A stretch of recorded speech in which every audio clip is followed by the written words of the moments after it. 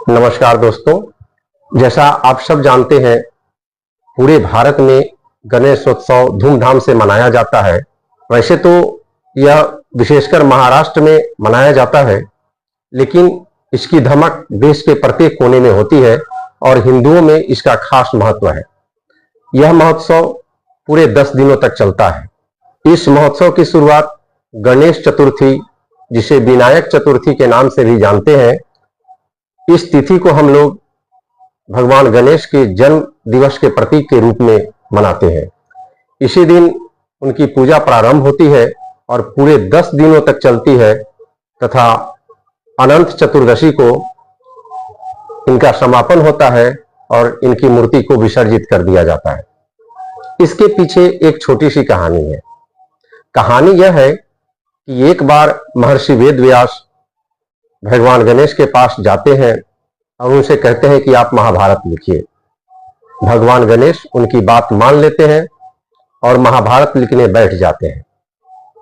जब उन्होंने महाभारत लिखना प्रारंभ किया तो उन्हें इस कार्य में पूरे 10 दिन लगे। इन 10 दिनों में उन्होंने किसी भी प्रकार का अन्न जल ग्रहण नहीं किया। लगातार एक स्थान पर बैठे रहने के कारण उनके शरीर पर धूल धुलकन और बहुत सारे जो पदार्थ थे आकर जमा हो गए थे।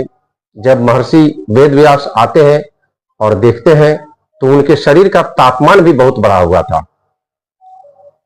तब वे कहते हैं कि नहीं, आप चलिए स्नान कीजिए, और वे भगवान गणेश को सरस्वती नदी में स्नान कराते हैं, जिससे उनके शरीर पर पड़ा धूलकन मिट्टी हट जाता है और उनके शरीर का तापमान कम हो जाता है।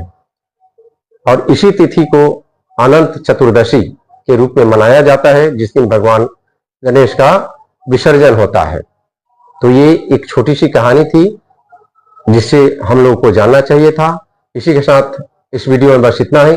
और हाँ दोस्तों, यदि आपने अभी तक मेरे चैनल को सब्सक्राइब नहीं किया है तो प्लीज इसे सब्सक्राइब करें, ताकि ऐसी ही सूचना आप तक सबसे पहले पहुंचे। धन्यवाद दोस्तों, बहुत बहुत धन्यवाद।